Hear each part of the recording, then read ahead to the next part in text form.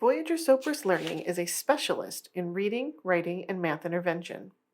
Through a holistic suite of teacher-trusted interventions and formative assessments, created by the field's most respected minds and renowned curriculum authors, Voyager Sopris Learning helps students of all abilities master the foundational skills for reading, writing, and math success.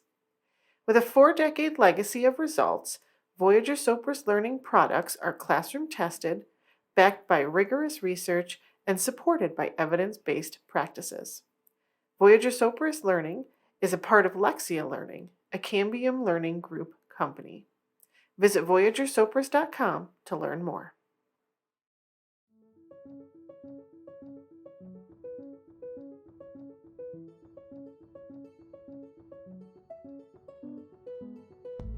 Hello, everyone. Welcome to Teaching, Reading, and Learning, the TRL podcast. I'm your host, Laura Stewart. And the focus of this podcast is to elevate some important conversations in our community to inspire and celebrate and inform contributions to teaching, reading, and learning. And my guest today is Deborah Jacobson, a special education attorney from Berkeley, California, who came to my attention when I read about a lawsuit against Berkeley Unified School District for not serving the needs of students who struggle to learn to read. So today we are going to talk about what led to this legal action, the terms of the settlement, and what this might mean for districts across the country and the future of our children. So I'm thrilled to share all this with you today around Deborah's important work. So as a way to lead into this, let me share her biography. Deborah is an education attorney in the San Francisco Bay Area, currently representing families and students against school districts throughout Northern California.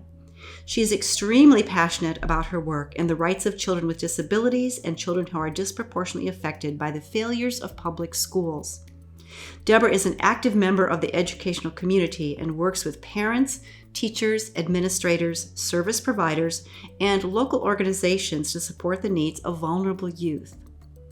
Deborah has spent her entire legal career working on behalf of children. As a law student, she worked as a legal intern and special education advocate for Disability Rights California and Bay Area Legal Aid, then quickly became the managing associate at a special education law firm in the District of Columbia, where she represented low-income families in court-appointed special education cases. Prior to relocating back to the Bay Area, Deborah co-founded the School Justice Project, a legal services and advocacy organization serving older students with special education needs who are involved in Washington, D.C.'s justice system. In 2013, Deborah started her own practice in Berkeley, California, Jacobson Education Law. In addition to her private practice, Deborah has worked as both co-counsel and counsel of disabilities for the Disability Rights Education and Defense Fund, and she currently serves as counsel for the East Bay Community Law Center in their Education Justice Clinic. Deborah has effectively and compassionately represented hundreds of clients in special education matters. She is a frequent presenter at state and national conferences and provides trainings to local advocacy and parent groups. I know you are really going to enjoy this conversation today with Deborah Jacobson. Welcome to the podcast, Deborah.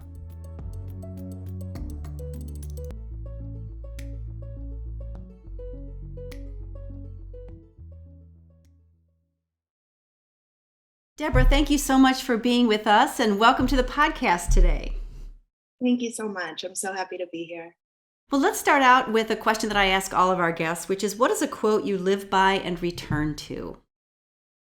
The quote that I live by and return to always is, "Not everything that is faced can be changed, but nothing can be changed until it is faced," by Mr. James Baldwin. Ah, that's wonderful. That's wonderful. And that does represent a lot about your work, doesn't it? We kind of have to face this, in your case, we all had to kind of face this, I guess, crisis in Berkeley and then move forward from there. Yeah, it's true. And it's particularly relevant, I think, to this case because it's very easy for people who this issue don't affect to kind of bury their head in the sand. And so this is something that had to be faced head on. And yeah, it's relevant in all of my work. For sure. Good for you. Well, we'll get more into that. Let's just start by, can you tell us about yourself and your background and how you even started on this path to where you are now? Yeah, so I am a special education attorney practicing in Berkeley, California. I have been working on behalf of children with disabilities for my entire legal career. Um, I think another very important core value of mine is anti-racism in my work in that realm, and discrimination cases. They kind of coexist within special education and the work that I do. Um, and yeah, that's it. Yeah. So how did you get started on working specifically in this arena? Was it some personal background for you, or is this just an area that you just found a particular passion for? This is an area I had a particular passion for. And like I said, I went into law school with this idea of social justice, and anti-racism in terms of the work that I wanted to do. And I ended up working in a collaborative court that my work focused on children who had picked up charges, who needed advocacy in schools through the special education process. So like I said, there was such an intermix there between the social justice work around anti-racism and disability. It just led me to this path. Mm-hmm. And did you find a lot of those students were struggling with reading? Was that one of the big issues? Yeah. Yeah, so that is a big part of it. Dyslexia does disproportionately affect children, BIPOC children. And so a lot of those cases were, yes, they started off with these issues around reading that often turned into behavioral issues in the classroom or school avoidance. Many of the kids that I worked on behalf of early on in my career in both California and DC were in the criminal justice system and had truancy charges, school avoidance, school refusal, and it always led back to literacy issues. If you backtrack from that event or from that trauma or from that behavior, so many times it backtracks to the inability to read or the struggle to read. Yeah, I'm working now, like I said, I'm a special education attorney. I do have my own practice. I'm currently serving as of counsel for East Bay Community Law Center for children who are incarcerated. And it never fails when I'm looking at the file of a student. They represent student and expulsion hearings. Many of them have charges in the criminal justice system. It never fails that when we look back at the assessments that have been done in a child's life, if they have been found eligible for special education really early on, they have low reading scores. And the percentage of kids that are incarcerated that have reading difficulties is astronomical. Astronomical. So there's a direct correlation, direct connection. Absolutely, yeah. Tell us what happened in Berkeley. Tell us specifically how, you were brought to this lawsuit and what happened from there. Absolutely. So Berkeley in particular, there's a very active parent community. It's full of a community full of activists. We're here in Berkeley, California. A lot of activists, a lot of parent activists, a lot of really a huge, strong parent network. Because I'm in Berkeley, I do get a large amount of clients that call me from Berkeley, right? If they do a Google search, I'm here in Berkeley. I say that because I always want to emphasize that this is not just a Berkeley problem. And people always say, why did you choose Berkeley? And there is a huge problem here, and there is a huge achievement gap in Berkeley, meaning a difference between BIPOC students, an achievement difference between BIPOC students and white students. So that is something obviously that played into the lawsuit that we filed. However, really one of the main reasons I brought it in Berkeley was because I had so many clients and so many connections and knew so many parents who were dealing with this issue. And normally in special education law, we do it case by case. So I represent one family and I bring it to due process or I settle it.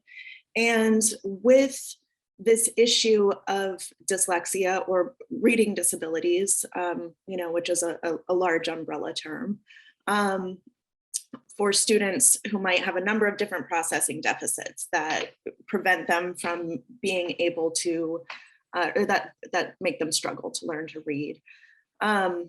For a large majority of the families, those who had the means were seeking outside help for their students, and what that looked like was they were paying for educational therapy at a rate of $100 to $150 an hour, so up to $300 a week for an entire year or more. Linda Mood Bell during the summer, which could cost $30,000 to $40,000. So many of those cases where the parents could pay for those things, I was seeking reimbursement from the district. And the problem is I was getting a huge number of families that could not afford that, right? I mean, there's very few, I couldn't afford that. There's a lot of people that could not afford to get those outside services. And the problem there was nothing for me to get them within the district. There was no structured literacy support. There were no, classes or programs or resource rooms with resource teachers who had training in, any sort of research-based literacy program that could help these students. So that's how this started. Yeah, can I ask you a question about just the individual lawsuits that you were winning to get reimbursement from the district for the families? So when this was happening, did the district have any sort of realization that they were complicit in this? That here they were paying out for these lawsuits for reimbursement, but did they make the connection that the children needed this extra help because of what they weren't getting in the district? Was that connection happening? I always joke with parents that Berkeley is a special kind of beast in that they will never admit wrongdoing. They will always, I could say that the sky is blue today and it's clearly blue, and Berkeley administration will say it's green. We see this green out here. It's beautiful. It's wonderful. What are you talking about? So no. So they weren't seeing the connection. Well, I think I was banging the connection over their heads. I think that it wasn't that they weren't seeing the connection. It was a general stance that they were doing a great job and that these cases were outliers. So go ahead. Sorry, I didn't mean to bird walk off of that, but I just was curious. So, okay, so then how did this lead to the lawsuit against the district? Yeah, so with the individual cases, you can only address it case by case. And, like I said, at that point in my career, 70% of my cases were cases for students whose parents did not have money to seek outside services. And so I, knew that there needed to be a bigger solution. There was nothing I could do for these families. And like I said, these are the families that need it most. It was disproportionately affecting them. I was getting so many calls, and I reached out to Disability Rights Education Defense Fund, which is a local nonprofit in the area, and they have a team of advocates. They were seeing the same thing. I connected with one of the attorneys, and we all agreed that we needed to do something bigger than the one-off cases. So then in conjunction with the Disability Rights Education Defense Fund, is that how the lawsuit came to be? Yeah, that's how the lawsuit came to be. We started building the case. We met with the district over the course of a year and a half, dozens of times, corresponded with them. We filed a state complaint, which is a smaller version of a class action. The state can come in and investigate and see if there's what's called a systemic issue, which means that it, affects many children. And at the end of the day, I don't know that the district necessarily disagreed with us, but I've learned throughout these years that literacy and literacy instruction and curriculum is a political beast as well as a children's issue. And there's so many factors that go into it. And this was really the only way that we could make change, was to file a federal class action lawsuit. Wow. So can you tell us a little bit about the politics in that you've noticed in literacy? Yeah, I think this was a huge realization for me when we started the case. I'm a special education lawyer, so we were looking at special education interventions, which means we were looking at interventions for students who either needed an IEP or who already had an IEP for their difficulties in reading. Throughout the litigation, I was very lucky to work with nationally recognized experts, one of whom is Louisa Moats, another Mark Shin, another Jack Fletcher. And I like to say that they turned me into an expert in my own right. Whether I liked it or not, I learned all there is to know about how to teach kids how to read.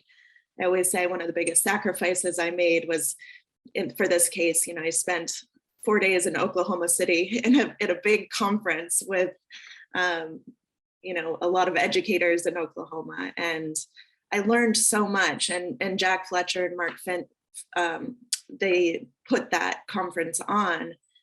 I say this because I learned throughout this process that this is not just a special education issue. This is a general education issue. It's almost more of a general education issue. And that is this issue around language-based literacy, balanced literacy versus structured literacy. And I learned that Berkeley, along with many school districts in California and throughout the country, shifted from structured literacy and the explicit teaching of phonics and phonemic awareness to this idea that children can learn to read through language-based programs. And I give this example on every single talk that I do and every interview that I've done to explain, because I could never understand what language-based literacy meant and why that was affecting children who had learning disabilities, but also children who don't come from language-rich environments, which brings us back to the issue of the achievement gap. And language-based literacy is this idea that children can associate letters and sounds with pictures and what the pictures indicate the language, right? So this is the example I give over and over again. I had the weird experience of my daughter being in kindergarten in a Berkeley Unified School District while I was litigating against Berkeley Unified School District. And I was volunteering in her classroom and I got to see what this looked like. And the language-based literacy program that they use, and it's leveled books. And my daughter, was sitting next to this little girl, and my daughter saw, she was looking at a book and it was a horse jumping over a barrel. And my daughter looks at the picture and she says, "The horse jumps over the barrel." And she's looking at the words that says the horse jumps over the barrel. And she really could associate that with horse and see the word and remember the word and associate that H sound with that letter, the visual letter. And she read that. And then the next week, the little girl next to her looked at the picture and said, "The horse jumps over the big can." And I say this because my daughter comes from a very language-rich environment. Her single mom is a lawyer that never stops talking. I also happen to be from Colorado, and she is very lucky to go to Colorado every summer and see horses jumping over barrels and go to rodeos. And, she sees all this stuff. She comes from a very language-rich environment.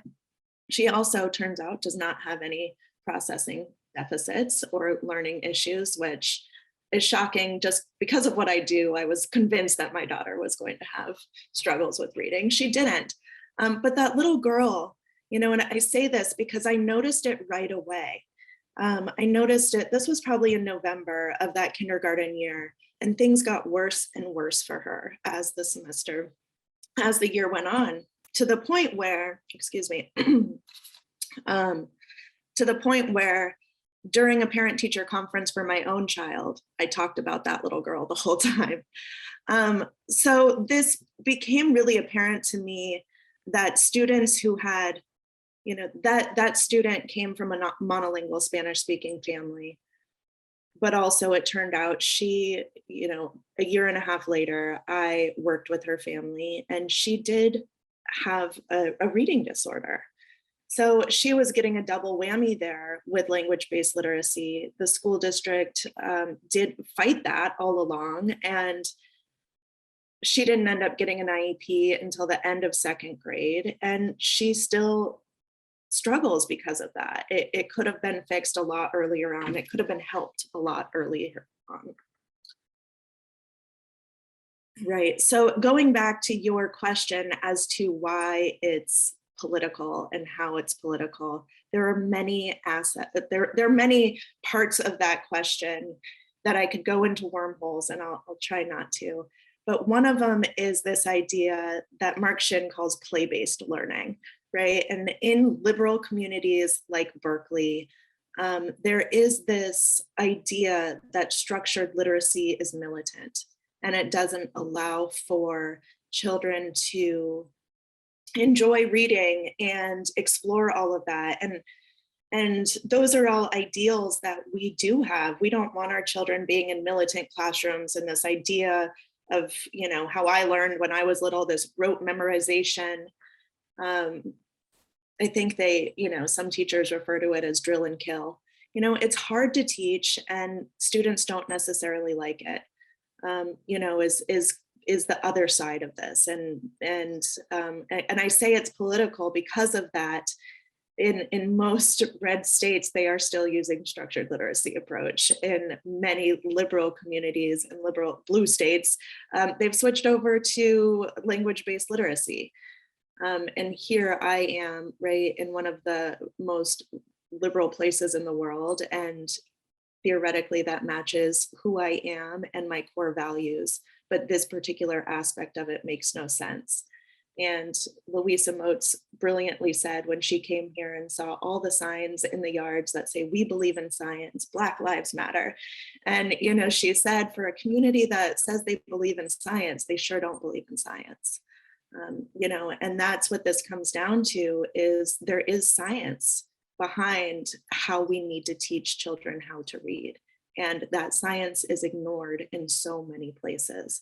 And this lawsuit was all about, please look at the science. We have 30 years worth of research. We have all of this science. Why are you ignoring it? I see that too, Deborah. I see this kind of socio-political, surrounding of the issue of teaching reading. And I'm really glad you were able to name that.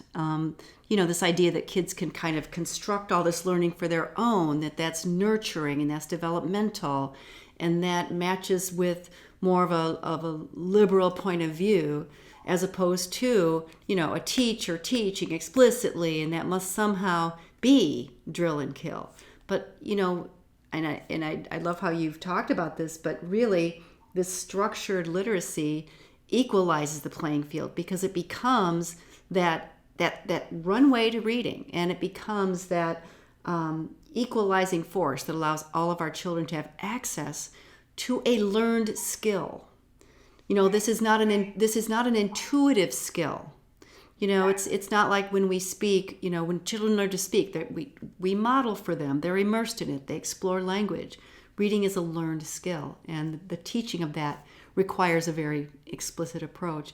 I have to say too, you had, Louisa Moats, Mark Shin, Jack Fletcher. You had some heavy hitters helping you through this whole process. I did. I mean, and they get so much credit. I always say, I say in individual cases about dyslexia and in this class action case about dyslexia, it's usually not hard to bring claims against a district in these cases.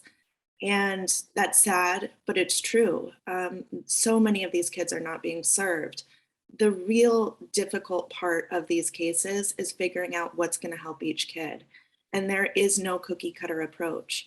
there is no one reading program. And I think we get stuck on these, buzzwords of programs like Wilson and, all of these great structured literacy programs, but one single program does not work for every kid.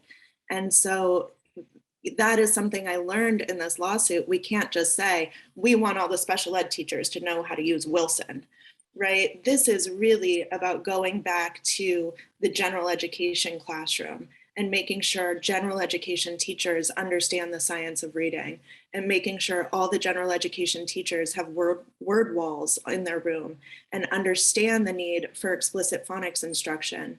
And this case, like I said, really became, it was such an eye-opener in terms of where the beginning is. It's not in special education, and this is about all students who struggle to read. In special education law, there's a Supreme Court case that has been modified by a subsequent Supreme Court case, but we were always trained that the law says that students are entitled to the basement floor of educational opportunity, right? School districts are not required to maximize a student's potential, and courts still follow that to an extent. That said, I have always said that this is the basement level of educational opportunity. Reading is the basement level. There is nothing if a student can't learn to read. In Berkeley, I represented multiple high school students that were functionally illiterate, bright, amazing students that had perfect attendance that could not read. And what does that mean for them? What does that look like for them? The humiliation, the devastation. It's devastating. And this is something that it's not hard to fix. That's what's frustrating. So right. And, I think one thing you're bringing to light here is that we have to take a prevention-oriented approach as opposed to an intervention-oriented approach. Like, what do we do in general ed to prepare all of our teachers to teach reading most effectively in a tier 1 setting to prevent these instructional casualties, and then we have to try to remediate that, right? So was the lawsuit aimed at, just tell us about the terms of the lawsuit, and then what the eventual settlement means for the children of Berkeley. Yeah, so like I said, as special education lawyers, and we had a number of big firms that came in and helped us with this case, not on the legal issues side of things, but class action lawsuits are incredibly expensive and require an incredible amount of manpower and time. And I'm a solo practitioner. DREDF is a very small nonprofit organization. So we enlisted the help of some really big law firms to help us through this. I say that just because this wasn't just me doing it, but we started out, with this complaint, and me as the special ed attorney in this, really focusing only on special education claims. That is what I know. And that is what I saw the problem, was with these kids that I was seeing that weren't getting the special education support that they needed. And we knew the claims. We felt we had very, very strong claims. And then we got to that process of, so what's the relief? How do we fix this? And we started, looking at, are there any districts that do this well? And we couldn't find any in California. We did a very comprehensive search with our experts, and we couldn't find a single school district that was doing it well.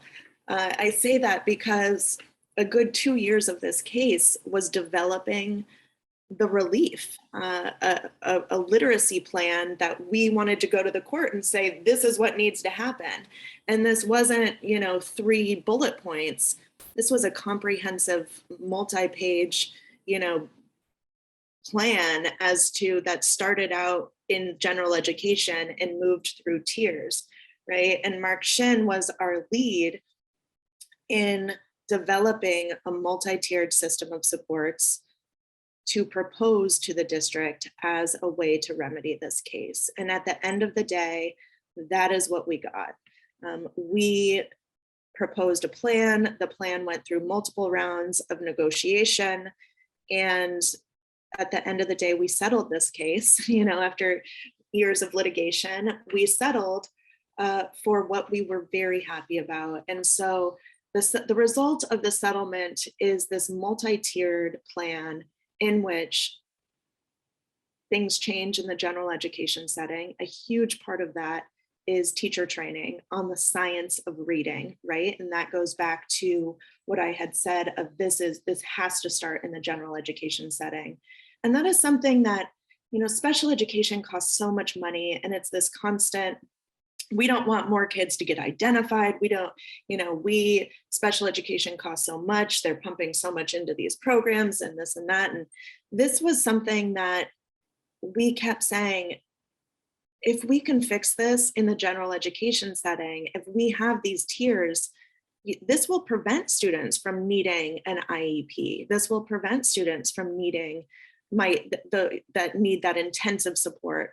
If you help this early on, the level of support will be less intensive need. There are those students on both sides of the spectrum. I've worked with students that have very severe cases of dyslexia, no matter what they did in the general education setting, in addition to, intensive supports, they still struggle. So of course there are still those students, but a huge percentage of them, I started questioning, how many of these students actually would have needed special education? How many of these students would have needed to be referred for assessment had they just been taught explicit phonics in kindergarten and first grade? So that was a big thing. We worked really hard. We didn't have claims that would allow us to change the general education literacy programming. Because your claims were all in the special ed. Yeah, and so that became, we were trying to decide, should we modify the complaint to include more discrimination, civil rights aspect of this, to include all of those students that I talked about that might not come from a language-rich environment, but also may not have a processing disorder. Should we expand this? How do we address this? We have to address this issue, this tier 1 issue of general education. And at the end of the day, Berkeley was willing to work with us on that through a settlement. And the terms, the literacy plan includes changes in the general education setting to include a phonics-based program and a complete review of TCRWP, which is the language-based literacy program that Berkeley uses and many school districts use, my nemesis. Well, and let me just to clarify for our listeners, that's the Teachers College Reading and Writing Project. That's correct, yeah. And Fontes and Pinnell leveled literacy books that go along with TCRWP. So the district really agreed to, take a very hard look at that and to start collecting data related to students' abilities early on. And those are through research-based data collection programs. They're not objective. They're not subjective, like level literacy assessments tend to be, where it's just a teacher listening to a student read a book. And like I said, going back to that, children can guess at that picture and guess what those words are. So that is part of tier 1. Tier 2, we negotiated, more teacher training and different programs that are research-based.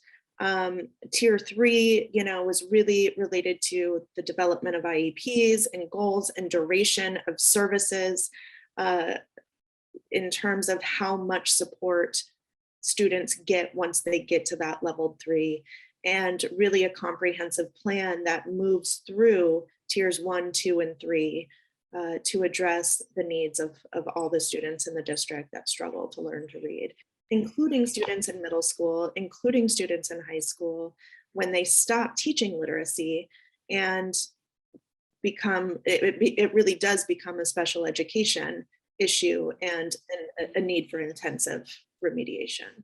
So how many years were you in process with Berkeley? We are in year 4 now. It's settled. Yeah. Yeah. And I would say heavy litigation.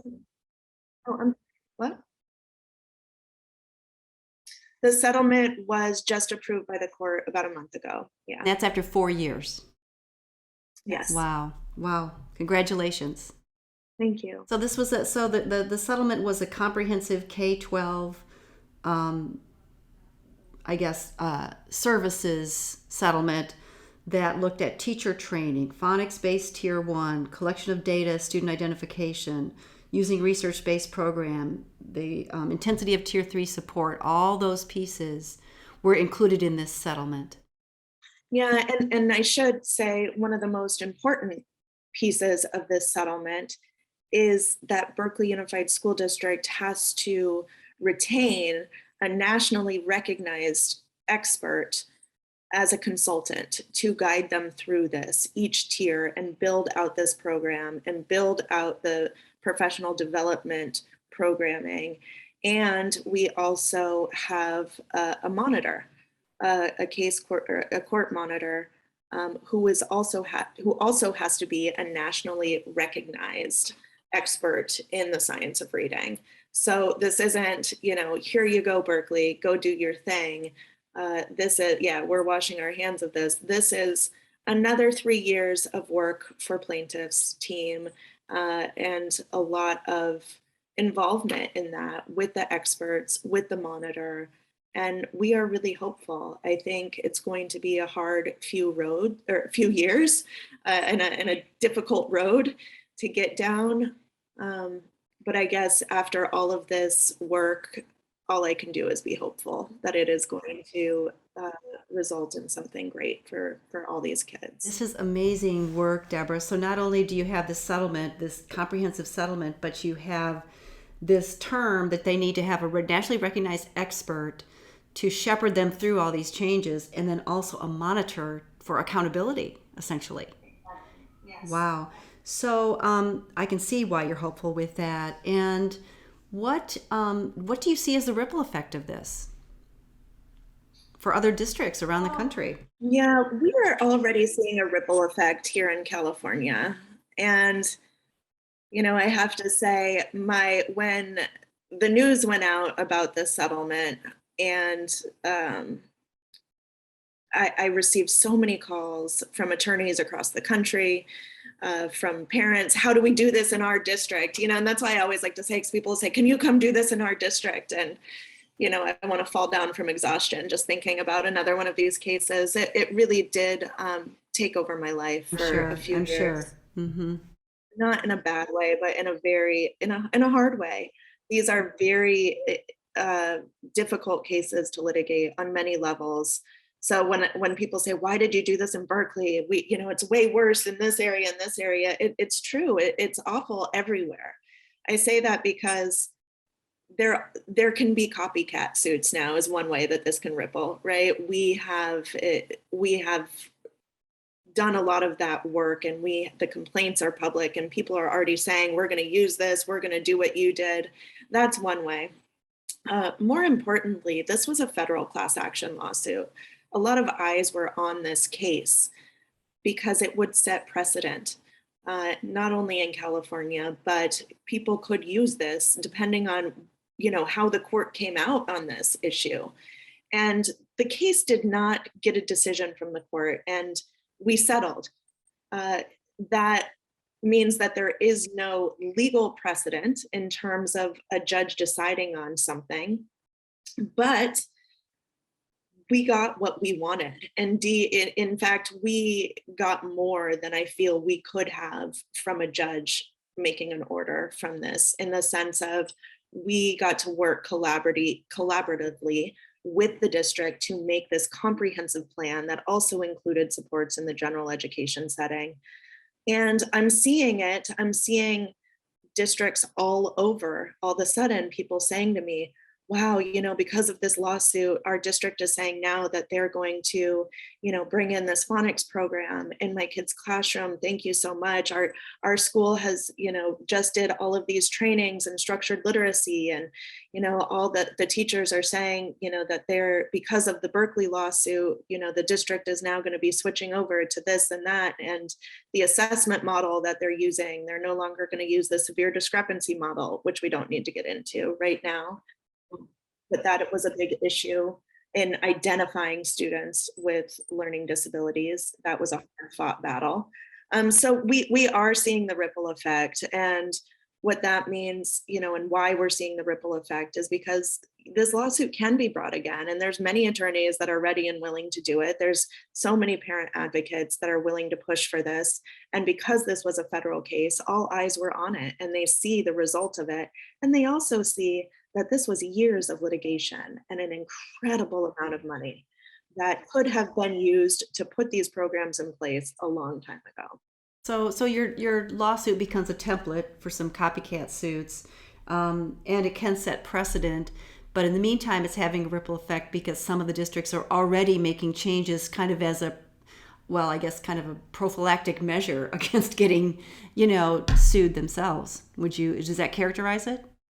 Yeah, I would say yes. And like I said, every district in the state had their eyes on this case. What's going to happen with this case? How's this going to turn out?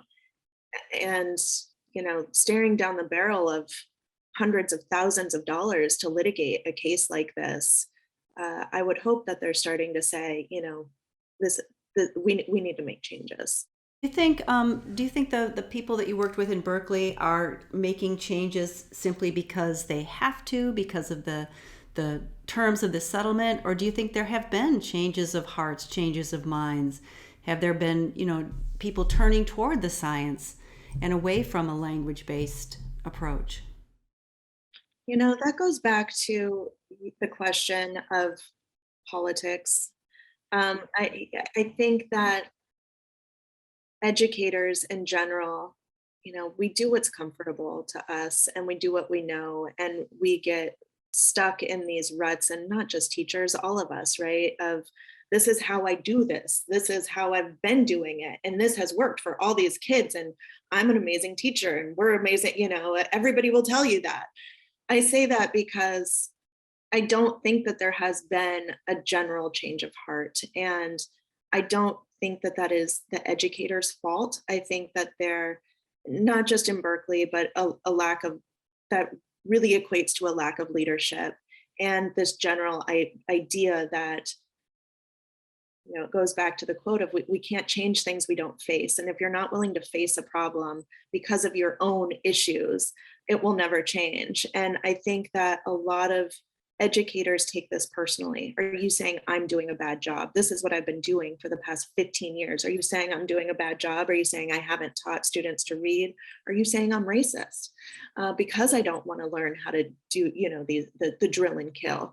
I don't know that there has been a general change of heart for everyone. I think slowly it's starting to happen. And I think that as people are educated, and as even teachers kind of understand the devastating effects of this, teachers get into this job because of their love for children. And so having a better understanding of what that means to actually help these children, and to give them an equal footing, and to give them a chance.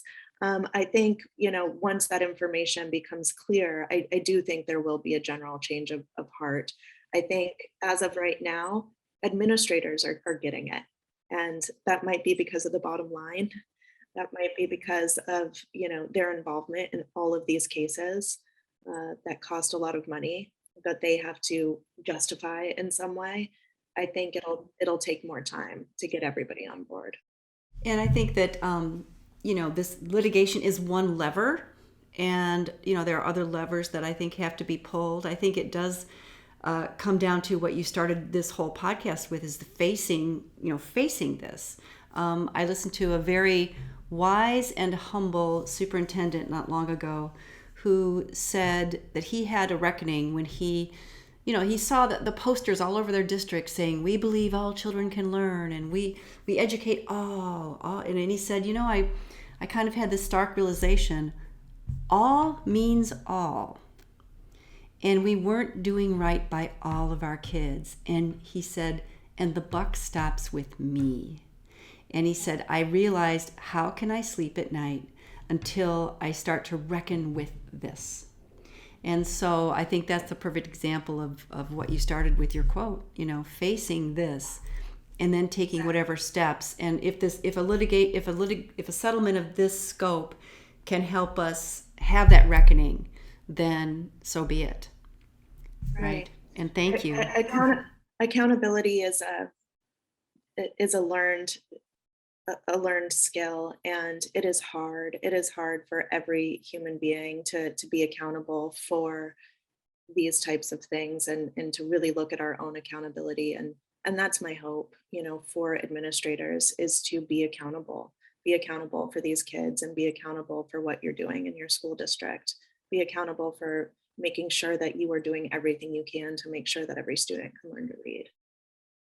Deborah, I can't help but think about, I believe that, we're put in certain places at certain times to provide certain service.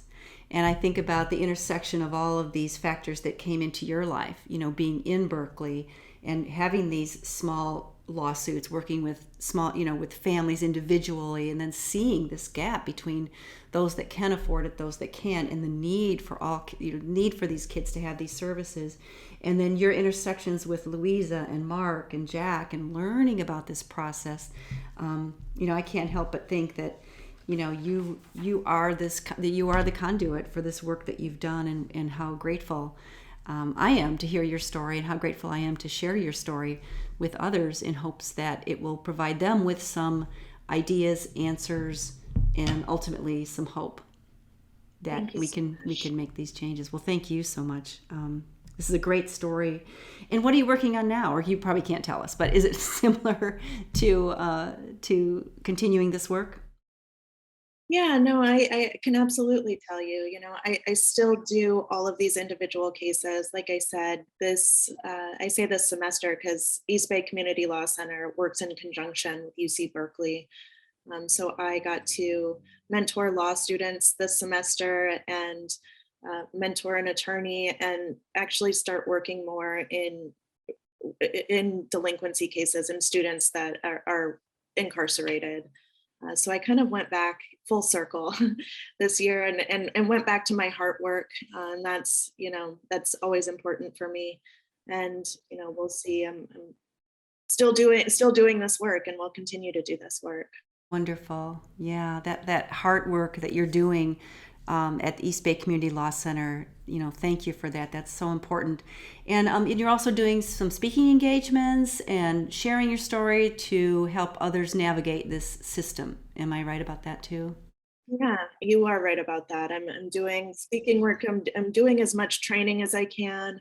I'm talking to as many teachers as I can.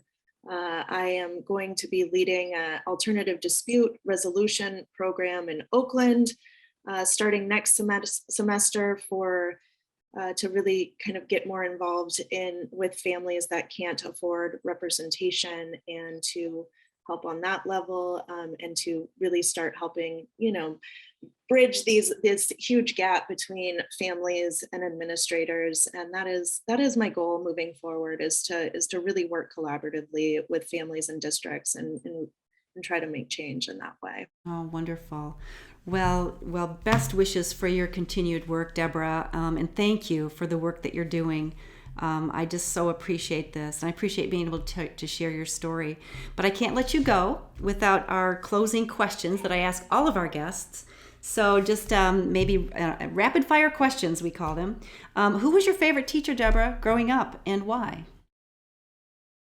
This was a hard one, but I'm going to one of my high school teachers named Mr. Heeman. He was my English teacher. I had a hard time in high school. I was very bored by high school. I wanted to drop out of high school, believe it or not. And he pushed me to apply for this program where I got to go to college early. And I always feel like he saved me from leaving education. And so he's my favorite teacher. Wonderful. Well, we thank Mr. Heeman for all of his efforts there. What is your favorite book? What is a favorite book, either as a child or as an adult? This was a really, really hard one for me. And I guess it's because I have a short memory in terms of I read constantly. So I recently read The Alchemist. So I'm going to go with that because it was just such a beautiful story and a beautiful book. And I don't know if it's a favorite long term, but it's a good one. Oh, that's nice. That's very nice. It's an impactful little book, isn't it? Yeah. It is. And what are you reading right now? I'm reading Rising Strong by Brene Brown. I tend to reread a lot of Brene Brown books. I'm constantly working on being brave and putting myself out there and being vulnerable in this work, which means really doing a lot of risks. So I tend to reread Brene Brown, but somehow I hadn't read this book yet. So that is what I'm. Oh, fantastic. Do you listen to her podcast? I do, yes. Yeah. Well, you seem like a very courageous person to me, Deborah.